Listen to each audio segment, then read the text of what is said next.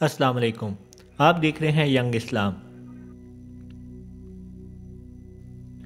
اللہ تعالیٰ نے اپنے پیغمبروں کو بہت سے معجزات عطا کیے، جیسے حضرت عیسیٰ، حضرت موسیٰ اور حضرت سلیمان علیہ السلام۔ اللہ تعالیٰ نے حضرت سلیمان کو نہ صرف انسانوں پہ بلکہ جن و جنات، ہوا اور پرندوں پہ حکومت عطا کی۔ حضرت سلیمان نے اللہ تعالیٰ سے خود یہ دعا کی تھی کہ یا اللہ مجھے ایسی حکومت عطا فرما جو نہ مجھ سے پہلے کسی کو ملی ہو اور نہ میرے بعد کسی کو ملے۔ تو اللہ تعالیٰ نے جن و جنات، ہوا، پرندے حضرت سلیمان کے تابع کر دیے، یعنی یہ سب حضرت سلیمان کا حکم مانتے تھے۔ حضرت سلیمان جن و جنات سے تعمیرات کا کام لیتے تھے اور پرندوں سے پیغامات کا کام لیتے تھے، اور ہوا کی مدد سے لمبے سفر کو چھوٹے سفر میں کر دیتے تھے۔ ایک دفعہ حضرت سلیمان علیہ السلام کے پاس ایک پرندہ آیا اور اس نے حضرت سلیمان کو بتایا کہ ایک ملکہ ہے جس کا نام ملکہ سبا ہے۔ اس کے پاس بہت ہی بڑی سلطنت ہے اور بہت ہی بڑی بادشاہیت اور بہت ہی بڑی آرمی ہے، لیکن وہ اللہ کو چھوڑ کے صرف سورج کی پوجا کرتی ہے، یعنی سورج کی عبادت کرتی ہے۔ حضرت سلیمان نے ایک خط اس پرندے کو دیا اور کہا جا کے یہ ملکہ سبا کو دے دو۔ ملکہ سبا ایک بہت ہی ذہین اور سمجھدار خاتون تھی۔ جب ملکہ سبا کو یہ خط ملا تو ملکہ سبا نے جب وہ خط پڑھا، اس پہ حضرت سلیمان علیہ السلام نے اللہ تعالیٰ کے دین کی دعوت دی ہوئی تھی۔ یہ خط بہت ہی مختصر تھا۔ ملکہ سبا یہ سمجھ چکی تھی کہ یہ کسی عام انسان کا خط نہیں ہے، اس لیے ملکہ سبا نے بہت جلد کوئی فیصلہ نہیں لیا۔ اصل میں اس خط کا مطلب یہ تھا کہ آپ اللہ تعالیٰ کے دین کی طرف لوٹ آؤ اور اس سورج کی پوجا کو چھوڑ دو اور باطل خداؤں کو چھوڑ دو۔ اگر آپ باطل خداؤں کو نہیں چھوڑیں گے تو ایک بہت ہی بھیانک جنگ ہوگی۔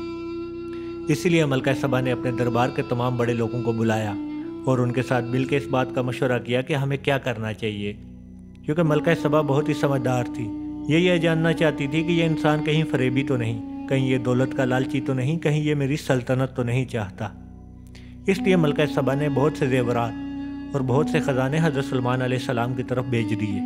جب وہ خزانے حضرت سلیمان علیہ السلام کی طرف پہنچے تو حضرت سلیمان نے کہا کیا تم مجھے یہ زیورات اور یہ خزانے دے کے مجھے چپ کرانا چاہتے ہو؟ اب جاؤ ملکہ سبا سے کہہ دو کہ مجھے یہ نہیں چاہیے، اللہ تعالیٰ نے مجھے کہیں زیادہ اس سے نوازا ہے۔ اللہ تعالیٰ کا دیا ہوا میرے پاس سب کچھ ہے اور یہ دولت اس کے سامنے کچھ نہیں، اور اب کوئی خط نہیں آئے گا بلکہ اب میری فوج آئے گی جو تم سب کو نیست و نابود کر دے گی، اور میری فوج کے سامنے کوئی فوج نہیں ٹھہر سکتی۔ بے شک ایسے ہی تھا، کیونکہ حضرت سلیمان کی فوج میں صرف انسان نہیں بلکہ جن و جنات بھی تھے۔ بھلا اس فوج کے سامنے کون ٹھہر سکتا ہے؟ جب ملکہ سبا کو یہ پیغام ملا تو ملکہ سبا گھبرا گئی، اس لیے انہوں نے یہ فیصلہ کیا کہ کیوں نہ ہم حضرت سلیمان علیہ السلام کے ساتھ جا کے بیٹھ کے بات کریں۔ حضرت سلیمان کو جب یہ پیغام ملا کہ ملکہ سبا ان کی طرف آ رہی ہے تو حضرت سلیمان نے اپنے دربار میں تمام لوگوں کو بلایا اور ان سے یہ کہا کہ کیوں نہ ہم ملکہ سبا کے آنے سے پہلے ان کا تخت یہاں لے آئیں۔ اس بات سے ان کو یہ یقین ہو جائے گا کہ ہم حق پہ ہیں اور اللہ تعالیٰ ہی سچ ہے۔ حضرت سلیمان کے دربار میں صرف انسان نہیں تھے بلکہ جن و جنات بھی تھے، تو حضرت سلیمان نے کہا کہ کوئی مخلوق ایسی ہے جو ملکہ سبا کے یہاں پہنچنے سے پہلے ان کا تخت یہاں لے آئے۔ تو اس دربار میں بیٹھے ایک جن نے کہا کہ حضرت سلیمان، آپ کا دربار ختم ہونے سے پہلے، یعنی آپ کی تقریب ختم ہونے سے پہلے میں ملکہ سبا کا تخت یہاں پہ لے آؤں گا، کیونکہ ابھی ملکہ سبا کو یہاں پہنچنے میں بہت سے مہینے لگنے تھے۔ تو اسی دربار میں بیٹھے ایک بزرگ جن کے پاس اللہ تعالیٰ کا دیا ہوا علم تھا، یعنی ان کے پاس کتاب کا علم تھا، اور وہ حضرت سلیمان کے امتی تھے، انہوں نے کہا حضرت سلیمان سے کہ یہ جن کہہ رہا ہے کہ یہ آپ کی تقریب ختم ہونے سے پہلے تخت یہاں لے آئے گا، بلکہ میں آپ کی آنکھ جھپکنے سے پہلے یہ تخت یہاں لے آؤں گا۔ اس بزرگ کا اتنا کہنا تھا کہ تخت حاضر ہو گیا۔ حضرت سلیمان نے اللہ تعالیٰ کی تعریف کی کہ یہ اللہ تعالیٰ کا مجھ پہ کرم ہے، نہ کہ حضرت سلیمان نے اس انسان کی تعریف کی۔ اللہ تعالیٰ نے یہ کرامات اس انسان کے ہاتھ میں اس لیے دی تھی کیونکہ وہ حضرت سلیمان کا امتی تھا اور اللہ تعالیٰ کے پیغامات کو فالو کرتا تھا، یعنی وہ حضرت سلیمان کو فالو کرتا تھا۔ حضرت سلیمان نے کہا کہ اس تخت میں تھوڑا سا بدلاؤ کر دیں تاکہ ایک دم سے ملکہ سبا کو یہ معلوم نہ ہو کہ یہ تخت اسی کا ہے، تاکہ وہ حیران ہو جائے۔ تو جب ملکہ سبا مہینوں کا سفر طے کر کے وہاں پہنچی تو حضرت سلیمان نے ان کو یہ تخت دکھایا اور کہا کہ کیا یہ آپ کا تخت ہے؟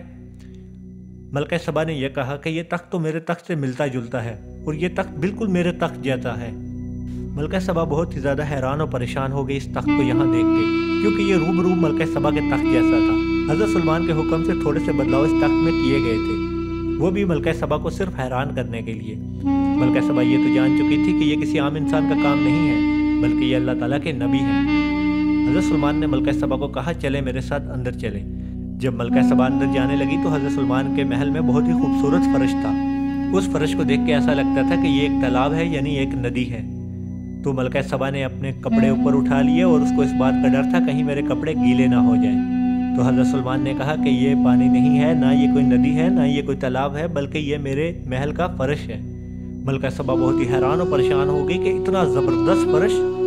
وہ حضرت سلمان کے یہ معجزات دیکھ کے اللہ تعالیٰ پہ ایمان لے آئی اور انہوں نے اسلام کو فالو کر لیا، یعنی انہوں نے حق کو مان لیا اور اللہ تعالیٰ سے کلام کیا اور اللہ تعالیٰ کو کہا کہ میں نے اپنی جان پہ بہت ظلم کیا سورج کی پوجا کر کے، بلکہ حق تو ہے، تو ہی ہے پوری دنیا کا مالک، اور جیسے حضرت سلمان علیہ السلام تیری پیروی کرتے ہیں میرے مالک، میں بھی تیری پیروی کروں گی۔